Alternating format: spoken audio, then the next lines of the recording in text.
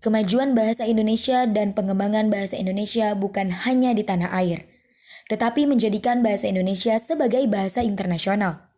Tentu saja kami menyambut sangat baik ya apa yang disampaikan Mas Menteri Pendidikan dan Kebudayaan kemarin ketika raker dengan Komisi 10 DPR RI, karena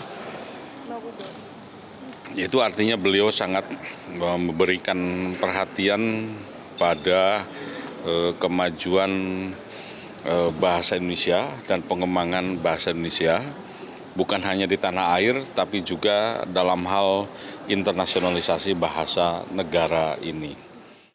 Keinginan Mendikbud Nadiem Makarim sesuai dengan amanat Undang-Undang Nomor 24 Tahun 2009 yang menyebutkan bahasa Indonesia diajukan sebagai bahasa internasional.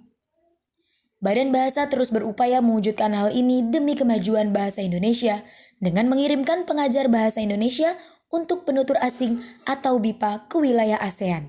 Kami juga dalam program kerja 3 tahun terakhir ini memberikan prioritas pengiriman pengajar BIPA bahasa Indonesia bagi penutur asing ke wilayah ASEAN. Ya, karena kita memiliki kerjasama dalam MEA, dan selain itu tentu saja kita mengirimkannya ke 29 negara lainnya. Dalam 3 tahun ini, seingat saya ini angkanya 793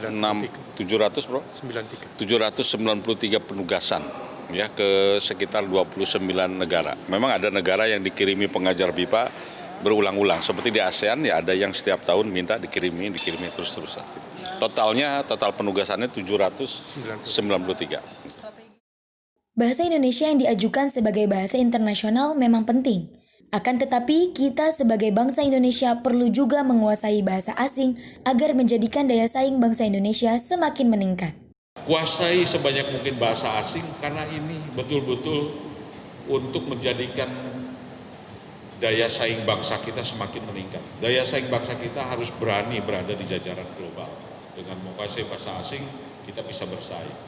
Dan insya Allah sebagai penutup, apabila seorang Indonesia mampu berbahasa Indonesia dengan baik, benar, bertanggung jawab, tidak mudah terkena hoaks, yang keduanya tetap menguasai bahasa daerah, dan yang ketiganya menguasai bahasa asing, Indonesia akan tetap unggul di dunia global. Ella Suele, Dodi Hendrawan, Televisi Edukasi.